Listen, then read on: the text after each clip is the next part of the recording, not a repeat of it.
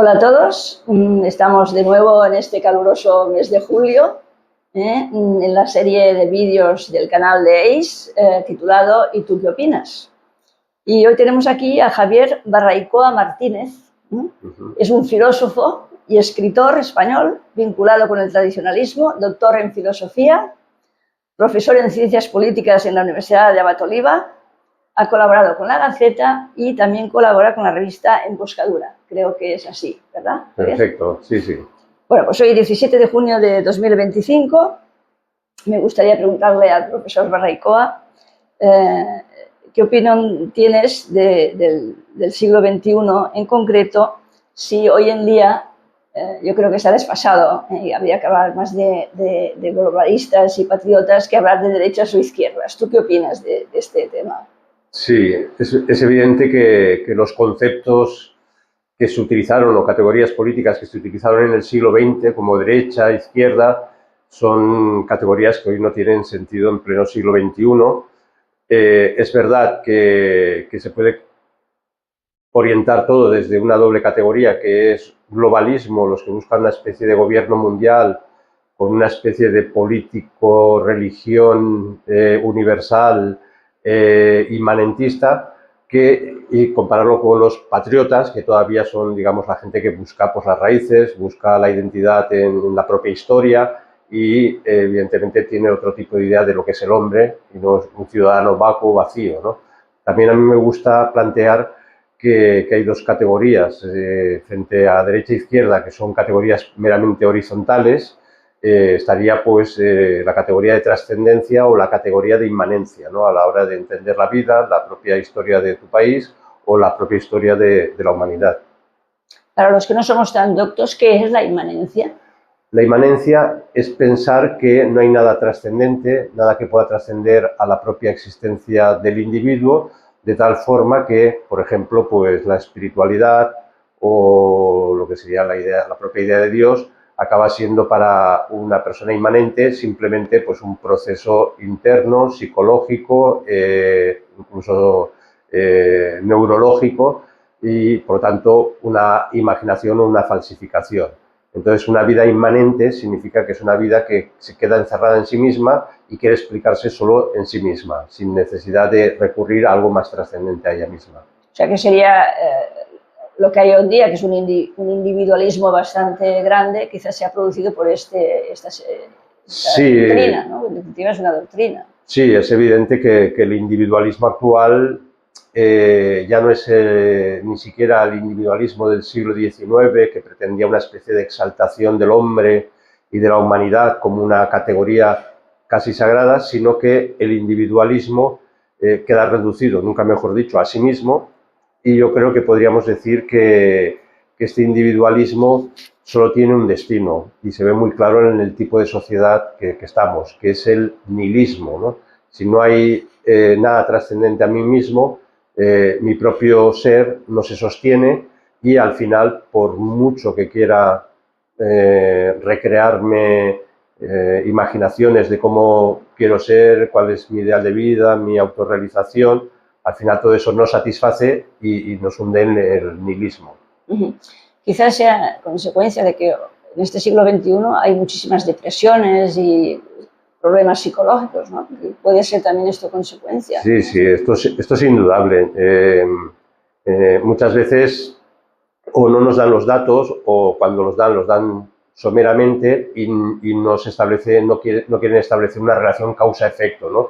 Porque en pocas décadas, prácticamente en 3 décadas, desde finales del siglo XX hasta nuestros días, se han multiplicado por 10, por 20, según qué países, las depresiones, sobre todo depresiones en jóvenes, suicidios en jóvenes. Eso, evidentemente, tiene que tener una causa, ¿no? Y la relación causa-efecto no solamente no se puede explicar simplemente porque, por casualidad, muchos individuos caen en depresión, ¿no? Sino que tiene que tener, evidentemente, un efecto social, cultural, una falta digamos, cultural de dotar de sentido a la existencia de los individuos y todas esas promesas, esos paraísos que se prometen, como son tan efímeros, no quedan en nada, ¿no? Entonces, la juventud hoy en día le falta esa trascendencia, ese sentido de fuerte de la vida y, evidentemente, pues la consecuencia es la depresión. Claro, tú estás muy en contacto con jóvenes, ¿no? O sea que en esta falta de ideales, por ejemplo, o sea, yo el otro día, mejor dicho, oí, porque no lo vi, lo transmitía, pero no lo vi, hubo en Madrid una manifestación de jóvenes en contra de toda esta política actual española, ¿no? Entonces, quizá esta falta de ideales hace que los jóvenes no sean muy patriotas, ¿no? O sea, pero sin embargo hay algunos que sí, que manifiestan su patriotismo, ¿no? ¿Qué se puede hacer para que los jóvenes realmente sientan patria, ¿no? Porque no... Sí. Hay esperanza, yo creo, porque vemos que es verdad que en diferentes ámbitos, lugares de nuestra sociedad, va habiendo una juventud que claramente busca referentes, claramente sale a la calle cuando hay que salir, y eso es un motivo de mucha esperanza. Entonces, hemos de pensar que el mundo globalista, como hemos dicho antes, solo puede construirse si la gente, los jóvenes sobre todo, quedan desarraigados de su sentido de existencial, por tanto de su sentido patria. La propia palabra patria pues hace una alusión clara al patrimonio, a los padres, claro, a lo que hemos heredado, y un hombre no puede autoexplicarse como un ser viviente que ha brotado de la nada y se arroja a la nada, ¿no? Sino que venimos de algo hemos recibido, algo tendremos que entregar algún día a otros, ¿no? Por lo tanto, esa es la tradición, esa es el sentido único y posible de la existencia. Cada cultura, cada sociedad, cada momento te da como unas claves para poder entender tu propia existencia. Y esto, por suerte, pues vemos jóvenes que además hay que ayudarles, ¿no? Un poco pues con la experiencia que podamos tener algunos, el sentido de patria que hemos heredado, pues es casi la mejor medicina contra esa sociedad depresiva, ¿no? Encontrar un sentido a tu vida, un sentido en una comunidad y un sentido que algún día tendrás que transmitir a los demás. Antes hemos hablado de Dios, ¿no? O sea, yo tengo fe y creo que hay un Dios creador y que es Padre, ¿no? Entonces, ¿esto lo notas en la juventud actual? Bueno, ahora está ocurriendo una cosa muy curiosa. Nos ocurre en ámbitos muy cercanos, como mi propia universidad donde trabajo, pero está ocurriendo en muchos sitios de España y en Europa, ver cómo una generación de jóvenes cuyos padres no les transmitieron la espiritualidad, la vida religiosa, la tradición religiosa, ni siquiera les bautizaron por aquello de que cuando sean mayores decidan. Y ahora, con sorpresa, encontramos que cada curso pues hay un buen grupo de jóvenes que no han sido bautizados y han conocido a otros jóvenes cristianos, piden el bautismo, y eso está ocurriendo en España. Veía el otro día que en Oviedo, en el obispado de Oviedo, había más de 300 jóvenes que habían pedido o bien el bautizo, la primera comunión que no la habían hecho nunca, o bien la confirmación. Y en Francia este año pues son 30.000 jóvenes adultos que también han pedido pues el bautizo, la primera comunión o la confirmación porque no la habían recibido. Con lo cual, pues yo también tengo fe y creo que Dios tampoco nos va a dejar, ¿no? Y entonces estas conversiones pues son motivo de mucha esperanza. La cifra que has dicho de Francia es muy esperanzadora porque es muy laicista Francia, o sea que el que haya tanta gente joven que haya pedido bautizarse o confirmarse o primera comunión es como esperanzador, ¿no? Sí, sí, y de hecho incluso pues el informe que hace el obispado, la Conferencia Episcopal Francesa cada año, pues demuestra esta sorpresa, ¿no? De cómo pues es como una llama, una pequeña luz ante tanta oscuridad de una sociedad muy profundamente secularizada, pero también una sociedad que se encuentra que hay pues ha llegado una población musulmana, ellos no han renegado de su fe. Y lo que ofrecía la propia sociedad era una especie de nihilismo y entonces eso parece que mueve a la gente pues a buscar sus raíces y las busca evidentemente en su tradición cristiana. En todo esto, Javier, ¿qué papel tiene la familia? La familia es básica, es esencial. hemos de pensar que el propio globalismo, como fuerza de poder fáctica, se ha empeñado mucho en destruir la familia. Y a veces directamente o a veces simulando familias que no son familia, ¿no? Formas de familia son como los juegos de este proceso revolucionario globalista, o donde o se niega todo o se falsifica lo verdadero. Y entonces hemos de pensar que la familia es, y lo decían, lo han dicho hasta sociólogos ateos muy famosos franceses como Durkheim, decían, la familia es digamos, donde se inicia el proceso de socialización, es decir, donde se experimenta todo lo que vas a experimentar después en la vida.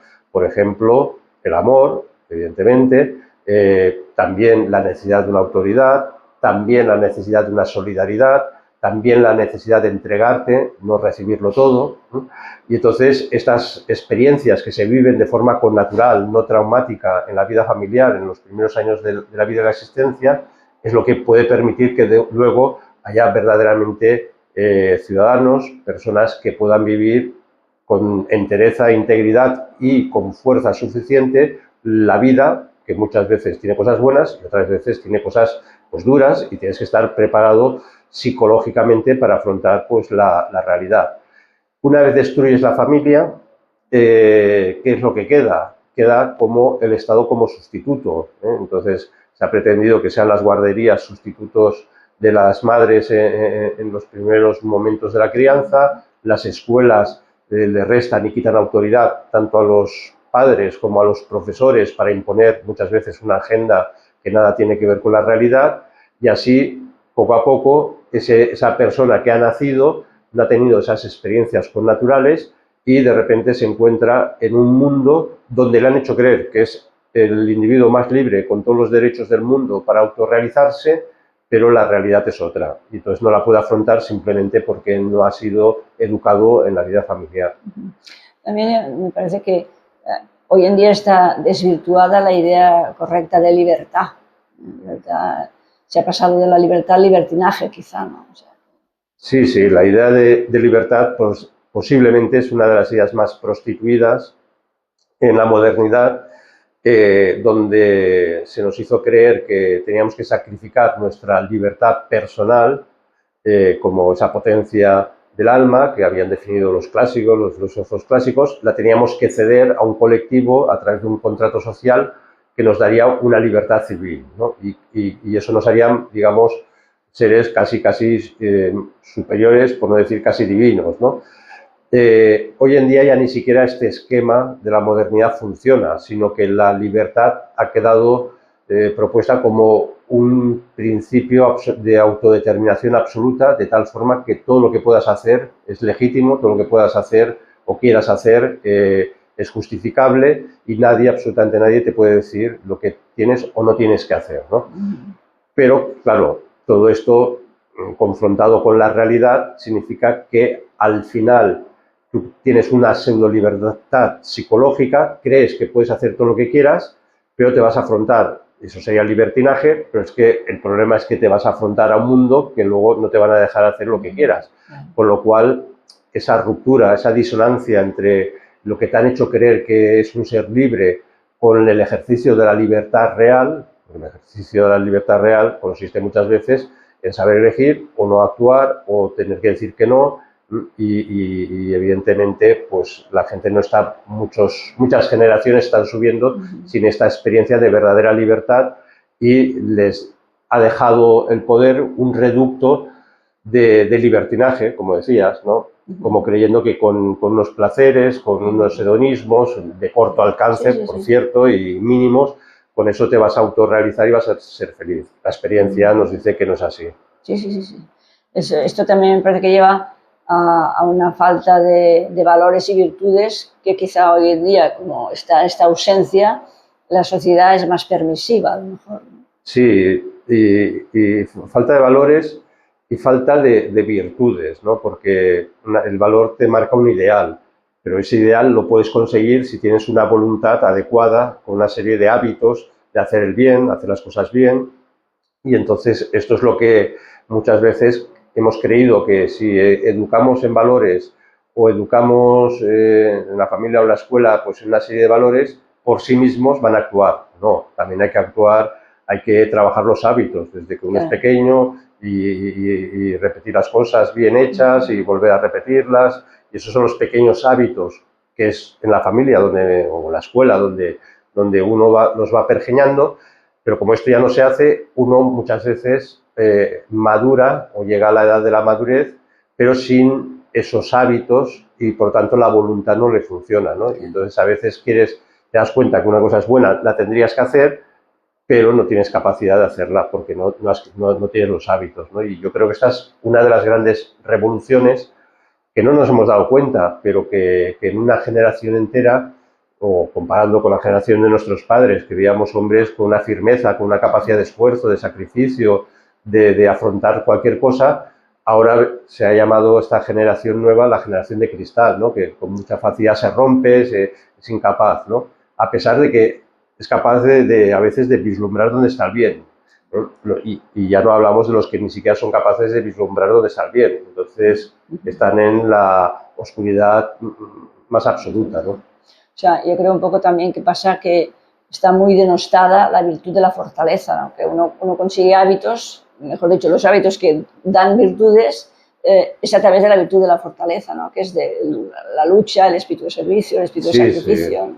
Los pensadores clásicos, desde Aristóteles hasta Santo Tomás y muchos autores se daban cuenta que hay unas virtudes fundamentales, y la de la fortaleza es precisamente esta, ¿no? La que te da la fuerza para afrontar una serie de cuestiones, para resistir ante una serie de ataques. Evidentemente tiene que estar la templanza, donde es la virtud para ordenar tus propias pasiones. Tiene que haber un sentido de la justicia, porque no puedes actuar por las buenas como si todo fuera, digamos, si no tuviera categoría moral la realidad, sino que claramente la tiene, y por tanto tenemos que ir desarrollando un sentido de qué cosas son justas, son injustas, y evidentemente la prudencia, que es esa virtud que te da la posibilidad de decidir correctamente cuál es el camino para conseguir, con esa fortaleza, con esa adquirida, esa templanza, pues conseguir los fines de la vida. O sea, también has hablado antes de culturas. Veo que hay mucha inmigración actualmente. O sea, es verdad que la virtud de la caridad hay que vivirla, pero dice también el refrán que la caridad bien entendida está empezando por uno mismo, ¿no? Entonces a mí me parece que, igual estoy equivocada, que está entrando tanta gente de otras culturas que podemos perder nuestra propia cultura, ¿no? O sea, porque justo esta gente es la que trabaja aquí, tienen hijos aquí, o sea, pero tienen otra mentalidad distinta de la nuestra. No me refiero ya a Cataluña, sino a España en general. Sí, aquí yo creo que una de las estrategias del globalismo ha sido vender como una sociedad ideal la sociedad multicultural, ¿no? ¿Y en qué sentido? Porque multiculturalismo se puede tener un sentido correcto, sin ningún problema, pero multiculturalismo como relativización de tus propios valores, de tal forma que por axioma tienes que relativizar todo lo que has heredado, todo lo que es tu tradición cultural, porque sí o sí tienes que convivir con otras culturas.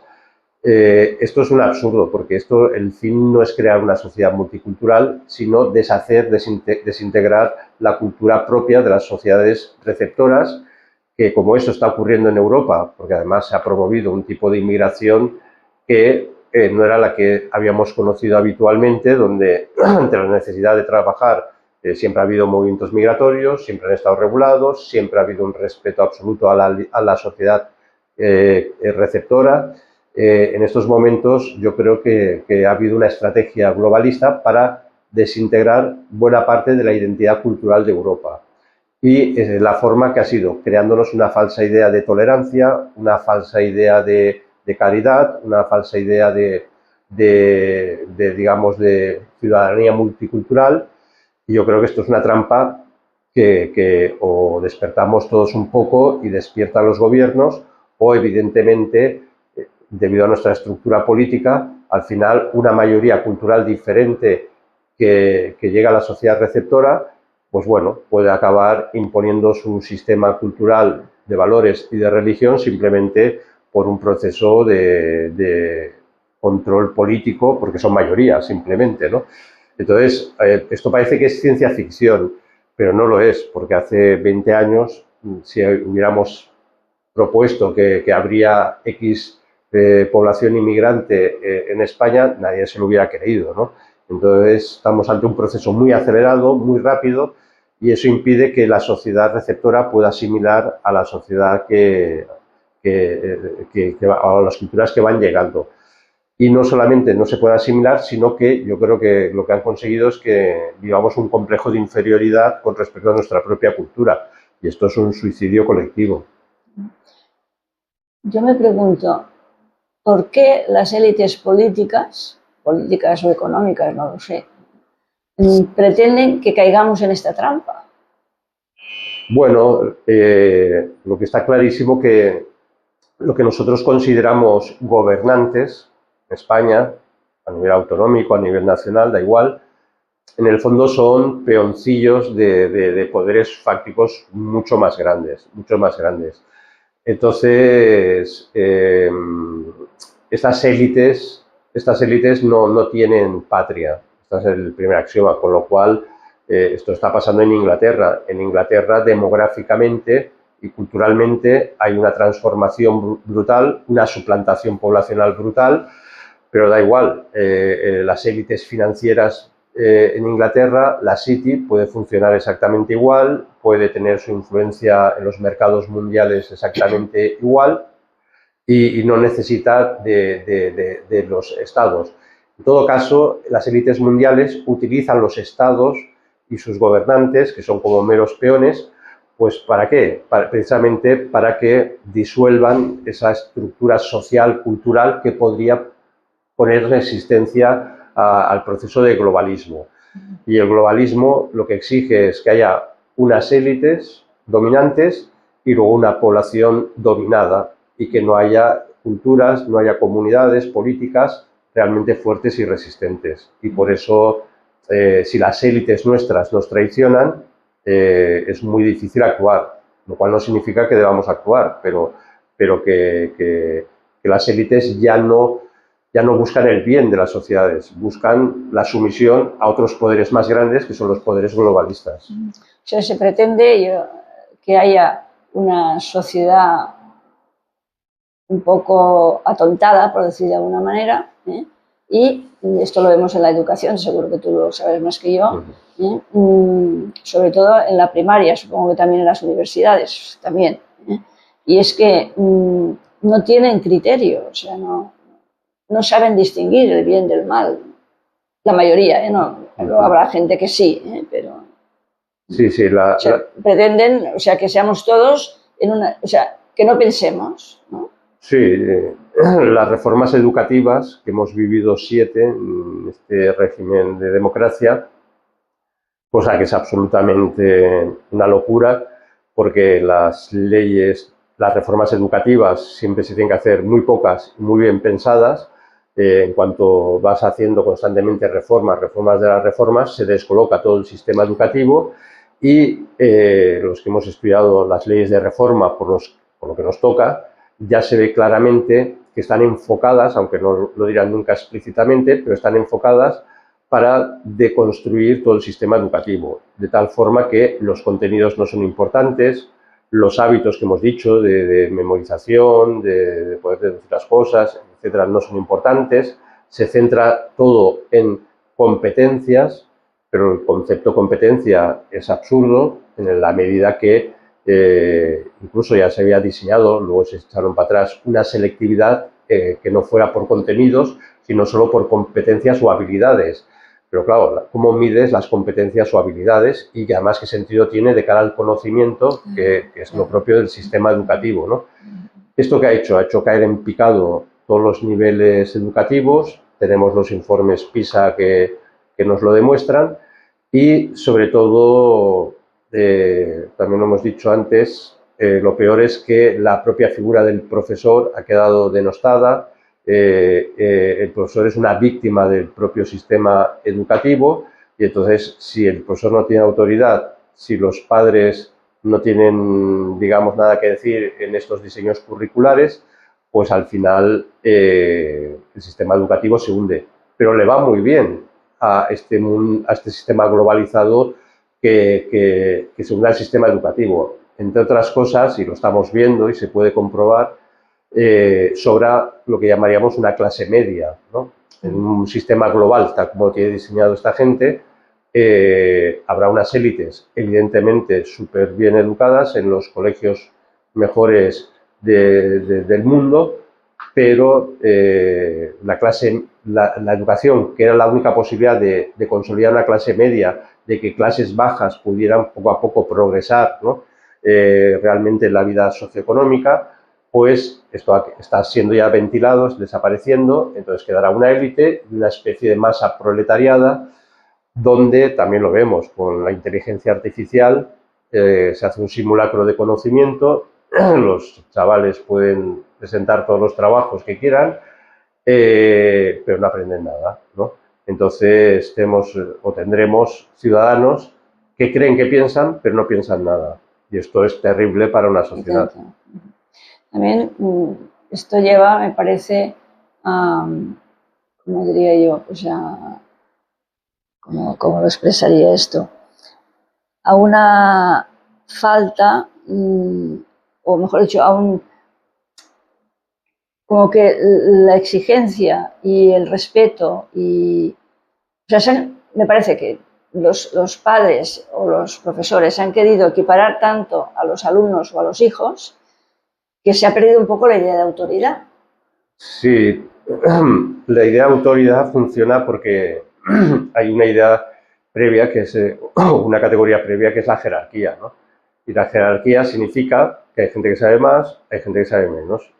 El que sabe más, pues su función es enseñar al que sabe menos, ¿no? Igual que los padres tienen más madurez, tienen más capacidad que los hijos, y por eso su deber y obligación es conseguir que los hijos maduren, que los hijos progresen, se preparen para la vida. Pero tenemos que aceptar que no todos somos iguales, y en un aula no son iguales los alumnos y el profesor, ¿no?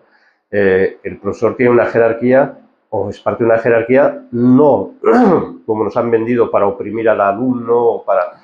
No, hombre, es una vocación. Los profesores siempre, su servicio, su vocación es una vocación de servicio, pero no le podemos restar esa jerarquía y esa autoridad. Entonces, esta idea absurda, ¿no?, que en el fondo era la idea que en el siglo XX intentó inculcar el comunismo, ¿no? Todos somos absolutamente iguales, aplicado a la educación es devastador, simplemente devastador. Y entonces también esto se vio cuando quisieron que no hubiera notas, para que así todos los niños tuvieran la misma nota y todos fueran iguales, pero claro, al final la realidad se imponía. Había un momento que llegaría una selectividad, porque no todo el mundo puede llegar en las mismas condiciones, a lo mejor para estudiar medicina o entrar a una facultad de medicina. Tienes que seleccionar a los mejores, y esto te exige notas numéricas, y empezaron pues a haber manifestaciones de los padres pidiendo que, aparte de la nota abstracta de progresa adecuadamente, se pusieran notas numéricas para así poder evaluar el nivel de los hijos y poder ayudarles en caso de deficiencias, ¿no? Entonces, todos estos ensayos pedagógicos posmodernos han sido tremendos, tremendos. En definitiva, es de otra manera volver a la lucha de clases, ¿no? O sea, anteponer unos con otros, ¿no? Sí, porque al final, como se hace creer que todos somos iguales, cuando no es verdad, aquellos que cuando te confronta la realidad se ve claro que has quedado en un nivel mucho más bajo del esperado, entonces viene el resentimiento, ¿no? El juego con el resentimiento. Y entonces, ¿por qué este puede entrar en esta facultad y yo no puedo entrar? ¿Por qué este...? Y entonces es como un juego muy retorcido, ¿no?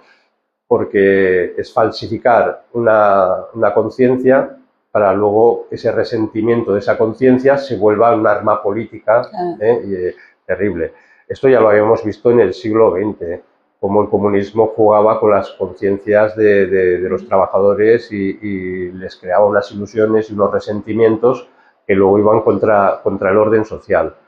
Y precisamente la educación, al menos como la habíamos conocido, era un mecanismo para evitar este resentimiento. Tú entras en un sistema educativo, vas a ir elevándote y madurando intelectualmente, incluso evolutivamente, te vas a ir preparando y si realmente vales, pues tendrás una recompensa en tu vida futura, profesional, social, etc.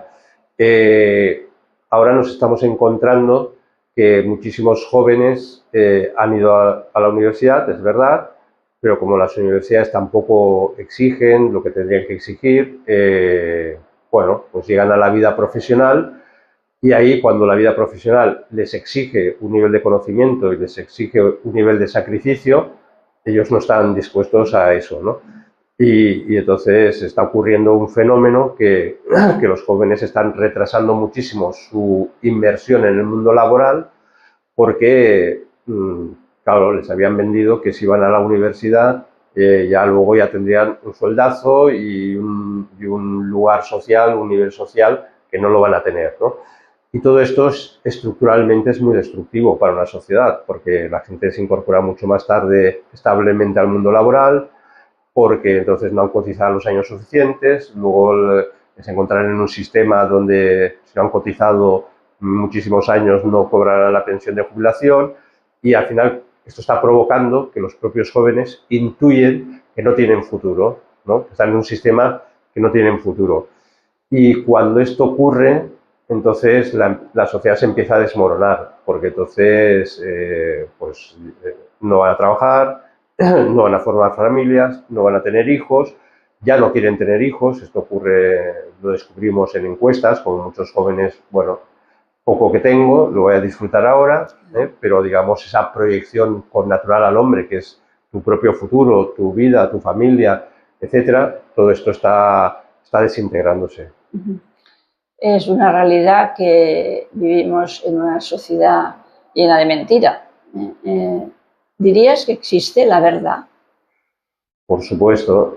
Sabemos que existe la verdad y hay muchas formas de llegar a lo que es la verdad. Y la prueba más evidente de que existe la verdad es que intuimos y descubrimos la falsedad de muchas cosas, ¿no? El concepto de lo falso no tendría ningún sentido si no existiera lo verdadero, ¿no? Entonces, yo creo que una de nuestras experiencias cotidianas actualmente es ver cómo se ha falsificado la realidad, la vida, las expectativas de la vida y la verdad, solamente hay dos formas de llegar. Ahí tienes un poco de agua, sí. Ay, qué bien. Luego supongo que cortas, ¿no? Sí, no pasa nada. Tú bebe tranquilo y forma parte de la propia vida. Esto, ¿no? Exacto. Bueno, decíamos de la verdad, decíamos. Sí, ¿no? A la verdad se puede llegar de dos formas, ¿no? Una, por una introspección, una profundización, pero para ello hace falta una vida espiritual, ¿no? Y una de las trampas es que precisamente a los jóvenes les hemos prohibido, les hemos coaccionado a no tener una vida espiritual profunda, ¿no? Con la cultura del espectáculo, del entretenimiento. Entonces, en la medida que uno tiene o adquiere esa capacidad de introspección, de encontrarse consigo mismo, con su conciencia, al final eso no te lleva al nihilismo, te lleva a que esa conciencia necesita de una razón de ser de su propia existencia, es una forma de encontrar a Dios, ¿no? Eso por un lado. Y otra es precisamente por esa proyección hacia afuera, ¿no? Descubrir que los demás también son personas, que los demás tienen un valor como tú, que no puedes hacer como te vende este mundo globalista, ¿no? Que al final tú triunfarás si pisas a los demás, y machacas a los demás, ¿no? Y al final, a través de los demás, también descubres la trascendencia y la posibilidad de llegar a la causa de todo, que evidentemente es Dios, ¿no? Entonces, los caminos de la verdad están ahí. Hay que recorrerlos y muchas veces los jóvenes lo que piden es una referencia, un referente, ¿no? Encontrar a alguien que crea realmente en los principios, que crea realmente en la verdad de las cosas, que vale la pena vivir la vida, que vale la pena esforzarse en esta vida, y cuando encuentran estos referentes, la semilla ahí pues se planta, la semilla germina y yo creo que cuando lo hemos vivido esto, algunos como profesores, y ver que los jóvenes se les ilumina la mirada y quieren aprender, hay una reacción. y hay una reacción, pues entonces es fantástico, ¿no? Porque te das cuenta que no todo está perdido. Por lo tanto, hay experiencia de verdad, porque hay verdad, ¿no? Y los que experimentan la falsedad y siguen los caminos de lo falso, al final ellos se dan cuenta, ¿no? Y también lo hemos dicho que ante eso, ante la falsificación de la existencia, o una de dos, o buscas referentes o vas a caer en un nihilismo que va a ser muy difícil de rescatar vitalmente y que está condenado, abocado al fracaso vital existencial. Esto me hace pensar en la necesidad de la formación, ¿no? Para que la gente tenga las ideas claras y una conciencia clara para poder actuar en libertad. Sí, uno de los problemas de nuestra época es precisamente que digamos, la gente no quiere formarse. Formarse, lo dice la propia palabra, ¿no? Es lo que al final te acaba dando forma, ¿no? A las cosas, si no, al final seríamos una materia informe, vitalmente, intelectualmente, esto le ocurre a mucha gente, ¿no? Que como no tiene forma, no tiene una forma mentis, ¿no? Una estructura mental, pues va picoteando, va curioseando, va de aquí para allá intelectualmente. Todas las redes sociales, las tecnologías, pues te ayudan, te empujan a esto, ¿no? Que picas aquí, un Twitter acá, un Instagram allá, y entonces la formación exige calma, exige pensar las cosas, exige profundizar, exige leer, exige silencio, ¿no? Exige también constancia y incluso pues un cierto orden y planificación intelectual. Que yo entiendo que uno mismo es muy difícil autoformarse, por eso también es muy bueno encontrar formadores o buscar formadores en tu entorno, en la vida, que los hay, y entonces una persona que se forma, además una persona que tiene una vida espiritual, pues será una persona que podrá actuar en la vida. La vida es una praxis, es un actuar, un saber actuar con los demás, pues lo hará ordenadamente y dentro de las pruebas de la vida y las dificultades de la vida, pues esa persona va a tener sus pequeños premios, sus pequeñas victorias y sobre todo el sentido de la vida. Podrás vivir la vida con el sentido de decir, bueno, esta es la vida que tengo, esta es la vida que me ha sido dada y esta es la vida que puedo ofrecer a los demás, ¿no?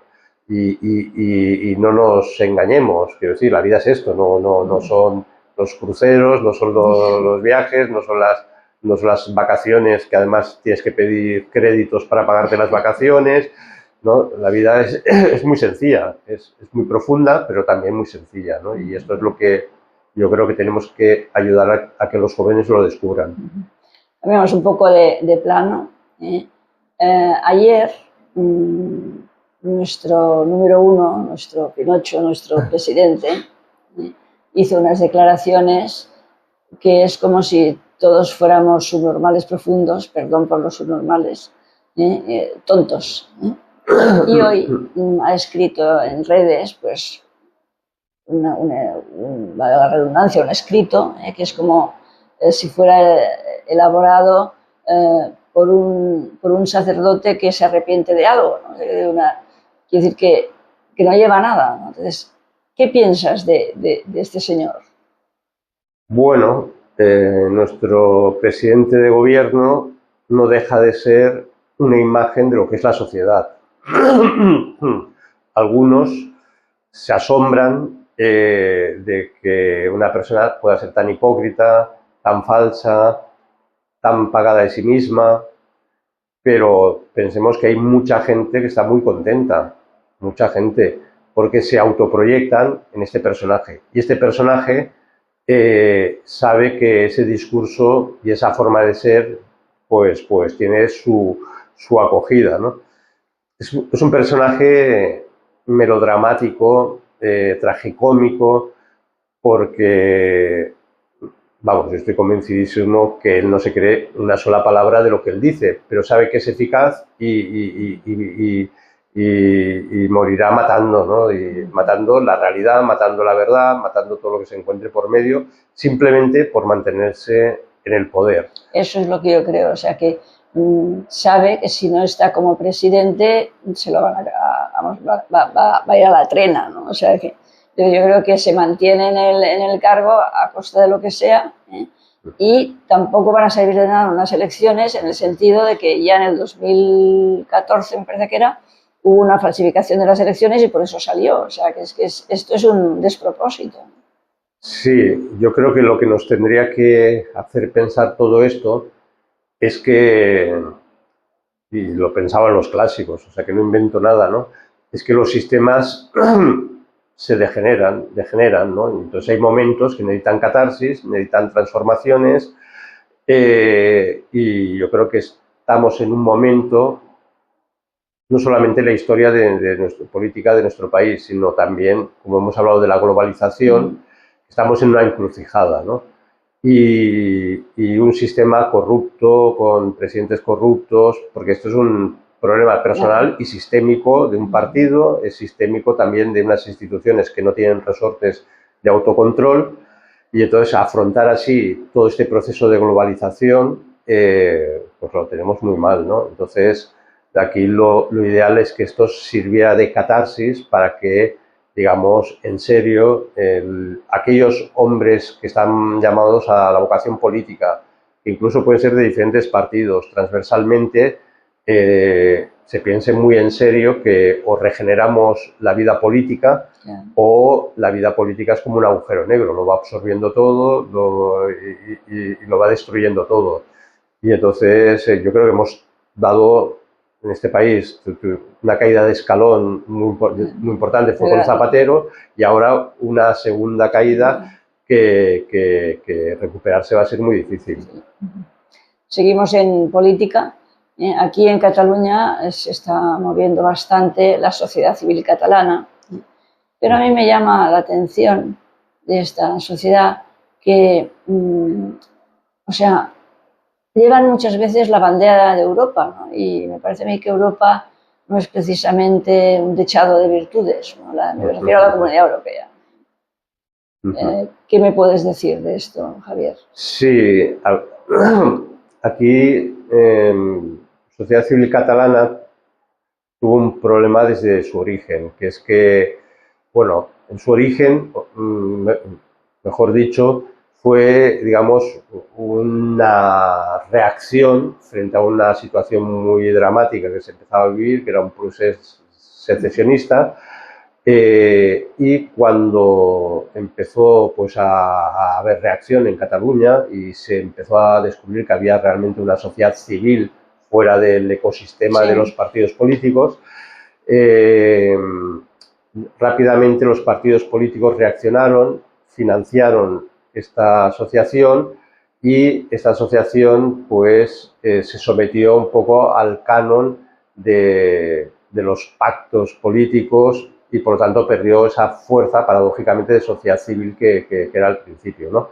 Y como dentro de este juego de servidumbres está la Unión Europea, creyendo que la Unión Europea es el paraguas de la justicia absoluta y que por lo tanto gracias a Europa pues la sociedad no va a degenerar ni vamos a entrar en conflictos, etcétera, etcétera, pues yo creo que han caído en una mitología que a la postre sabemos que no funciona. Europa es una estructura burocrática, una estructura al servicio de lobbies económicos potentísimos, al servicio de un proyecto político globalista, donde a lo mejor ahora no le interesan los procesos secesionistas, pero si algún día le interesaran, los promovería y a nadie le temblaría el pulso, ¿no? Y entonces hemos visto como en algunos países donde ha habido una cierta reacción patriótica, pues sin ningún escrúpulo se han inhabilitado candidatos. En Hungría, me parece. En Hungría, bueno, Francia. Entonces, no tenemos una... Yo creo que tenemos que ilusionarnos, en el buen sentido de la palabra, de lo que es Europa, ¿no? Sí que tenemos que tener Europa como nuestro referente cultural, como lo que fue Occidente, como lo que fueron nuestras raíces, pero no confundirlo, evidentemente, con una estructura hiperburocratizada, además alejadísima de las sociedades europeas, de las sociedades reales, de las comunidades políticas europeas, y además clarísimamente en manos de una aristocracia, o más que aristocracia, una oligarquía. Una oligarquía que si rascamos un poco todos sabemos que hay detrás, ¿no? Y son gentes que evidentemente no aman ni sus países, como van a amar Europa, ¿no? Claro, claro. Yo me lo pregunto y no tengo respuesta. Si tiene parecido o no Puigdemont con Companys o Tarradellas. No sé qué contestarme. Claro, son dos personajes muy distintos, Companys y Tarradellas, ¿no? Pero que tienen algo de... ¿Qué tiene en común Puigdemont de esto, ¿no? De estos personajes, ¿no? Que son tan dispares? ¿No? Sí, a ver, Tarradellas yo creo que es un personaje más aparte en el sentido que fue un personaje que en su juventud y en su participación política, que coincide prácticamente con el principio de con la guerra civil, que, bueno, pues es un personaje que tiene sangre, ¿no?, en sus manos y tal, pero que después de un exilio y después con la transición, bueno, sorprendió a todo el mundo porque tenía como un sentido común, sí, diciendo, bueno, lo que hicimos era una brutalidad y la política la veía de otra forma y entendía que no podía, digamos, lanzarse Cataluña a una nueva aventura nacionalista, secesionista, y que había que integrarse pues en una estructura democrática. Entonces, bueno, Tarradellas tuvo un giro, digamos, espectacular, posiblemente por la propia experiencia de la guerra civil, del exilio, mismo, sí, y tal. Companys y Puigdemont, si tienen algo en común, es su histrionismo, ¿no? Personajes histriónicos, personajes absolutamente salidos de la realidad. Companys, durante la guerra civil, aparte de ser responsable de miles y miles de asesinatos indiscriminados por parte de los comités que él mismo había legalizado y había dado soporte legal, Companys siempre, a mi entender, es un personaje que he trabajado, siempre estuvo fuera de la realidad. Un personaje que pasaba de una autoglorificación en los discursos y una casi autoidentificación idolátrica con la nación catalana y su propia persona, a un personaje depresivo que entraba en crisis, que lloraba, que se tiraba al suelo, daba pataletas. Bueno, era un personaje absolutamente histriónico. Y Puigdemont igual, es un personaje tragicómico, es un personaje que entre lo que es realmente como persona, ¿no? Un personaje, digamos, mediocre en su profesión, era un periodista de segunda, mal pagado, que solo pudo prosperar y llegar a la alcaldía de Gerona, pero de rebote, no, nunca porque fuera elegido. De ahí llegó de rebote a la presidencia de Cataluña, de ahí de rebote se convierte en una especie de mito del separatismo porque huye en un maletero. Todo esto pues son esos personajes de doblez, ¿no? Por un lado, humanamente dices, no entiendo cómo has llegado donde has llegado, pero luego él mismo se lo autocree, ¿no? Y entonces era capaz de hacer unos discursos enardeciendo a las masas y tal. Ambos personajes caen en tragedia y ambos personajes luego tienen que someterse al juicio de la historia, ¿no? Igual que Companys, por mucho que haya sido casi beatificado y exaltado en ciertos ambientes independentistas, pero los historiadores mínimamente saben que fue un desastre de personaje y Puigdemont pasará lo mismo. Tendrá que pasar el tribunal de la historia y ya veremos. Has mencionado la palabra historia. ¿Qué opinas de la memoria democrática? Bueno, le teníamos que llamar más la desmemoria democrática, ¿no? Porque ha habido dos leyes, una ley de memoria histórica y otra llamada de ley democrática, promocionada esta última por Pedro Sánchez, pero hay muchas perversiones en esta ley, pero quizás la perversión más sutil, a mi entender, es querer asociar un régimen y una época histórica que es la República y una guerra civil, donde aparte de esa guerra civil hay una confrontación entre dos cosmovisiones, y una de ellas, no lo olvidemos, que era el comunismo soviético.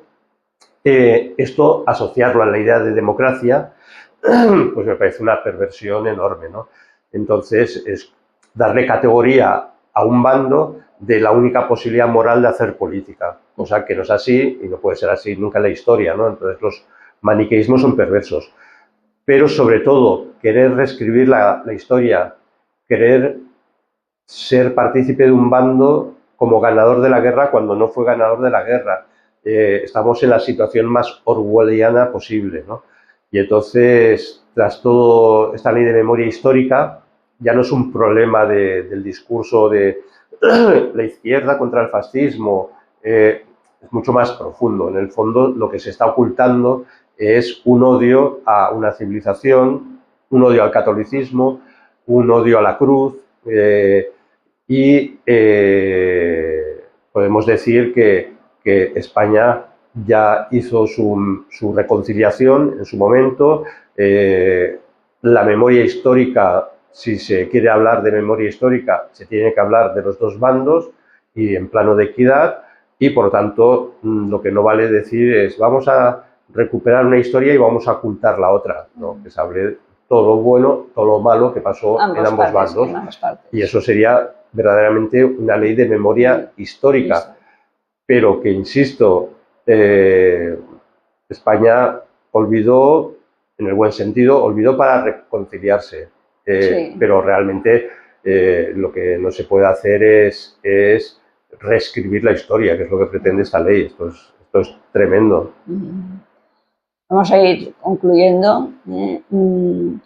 Javier, eres escritor, empresario, político. ¿Cómo te definirías tú en todos estos personajes? Bueno, yo la verdad es un poco de todo. Bueno, ¿cómo me definiría? Bueno, como una persona que busca la verdad, busca el sentido de las cosas, que tiene vocación de maestro, pues algo que he tenido desde joven, y cuando me propuse estudiar filosofía, pues evidentemente era pues algún día poder dar clases, y entonces también me siento comprometido con mi historia, ¿no? En el lugar y en el momento en que he nacido, y con la idea de aportar todo lo bueno posible para mejorar esta sociedad, lo cual me ha llevado pues a muchas cosas, ¿no? Pues a implicarme pues viendo que había muchos vacíos intelectuales en nuestra propia historia, pues a escribir libros, no solo de historia, también pues entender mejor al hombre y la sociedad, y he escrito libros de antropología y de sociología. Luego pues a desarrollar pues una actividad social importante, de activismo en asociaciones, y bueno, simplemente esto lo he hecho porque creo que era mi deber, ¿no? Tampoco sin más mérito de con los medios que Dios te da, pues a partir de ahí hacer lo que buenamente uno puede. Creo que el día 20, si no me equivoco, presentas un libro en el Club Empel. ¿Cuál es el título del libro y qué pretendes con ese libro? Sí, el libro se titula El origen del catalanismo, polémicas católicas en su eugénesis y primera transfiguración. Y entonces es un intento de explicar el origen del catalanismo como que pasa de un movimiento cultural que se estaba dando en el siglo XIX, sobre todo, especialmente en ámbitos católicos, pero como pasa de repente a ser un movimiento político, y no solamente un movimiento regionalista o católicamente regionalista, como pretendían personajes muy potentes como Torras y Valles, sino a un movimiento político nacionalista y a la larga anticlerical, ¿no? Y entonces es muy importante este asunto, este tema, porque el catalanismo nacionalismo que se vivió en la Segunda República y después en nuestra transición política, pues tiene muchos comportamientos de ese génesis, ¿no? De un movimiento que intenta sintetizar a veces cuestiones conservadoras con cuestiones revolucionarias y a veces cuestiones de tradición con cuestiones de revolución. De ahí que se haya creado, y lo vimos en el Prusés, como por ejemplo pues en los campanarios de las iglesias había esteladas, como en el referéndum famoso se votaba muchas veces en los pueblos de la Cataluña interior en la iglesia y se ponía la urna encima del altar, ¿no? Como una especie de religión de sustitución, ¿no? Y entonces esto que lo hemos vivido nosotros en pleno siglo XXI tiene sus orígenes en el último tercio del siglo XIX. Y esta es la intención del libro, ¿no? Desentrañar qué papel jugó dentro de la Iglesia, por qué se creó lo que se llama una pastoral catalanista, qué intencionalidades y finalidades tuvo. Interesante. Y quién permitió esto, y a partir de ahí explicar el primer desarrollo del catalanismo. Se me quedan muchas opiniones que pedirte, pero te voy a pedir la última, que es mía personal. Es verdad que la Agenda 2030 es lo que priva hoy en día. Entonces, mi pregunta o te pido la opinión sobre, ¿tú crees que vale la pena que siga con mi canal para luchar contra esto? Por supuesto, por supuesto. Aquí es verdad que hay, perdón, es verdad que hay, perdón, ¿eh? Sí, sí. Es que yo creo que es el aire que... Sí. Ya está. Ahora, sí. Por supuesto, ¿no? Hay que abrir todas las trincheras posibles. Es verdad que hay muchos canales muy bien orientados, pero tenemos que llegar a mucho público, ¿no? Y por tanto, cada piedrecita, cada esfuerzo, pues forma parte de ese muro de contención, al menos, o si no, de esa avanzadilla, ¿no? Para cambiar todo esto. Y entonces a mí toda iniciativa como este canal pues me parece fascinante, ¿no? Porque además demuestra que no todo está en manos del globalismo, no todo está en manos de los medios convencionales, y las tecnologías nos han permitido, sorprendentemente, porque parecía, y a veces lo son, un instrumento de control social, pero nos está permitiendo muchos espacios de libertad y de expresión que de otra forma estarían absolutamente cerrados, ¿no? Entonces, pues, te animo a seguir con el canal. Muchísimas gracias por tu tiempo, Javier, y bueno, pues ya si hay futuras versiones de nuestras opiniones, pues ya las tendremos. Muchísimas gracias. A ti.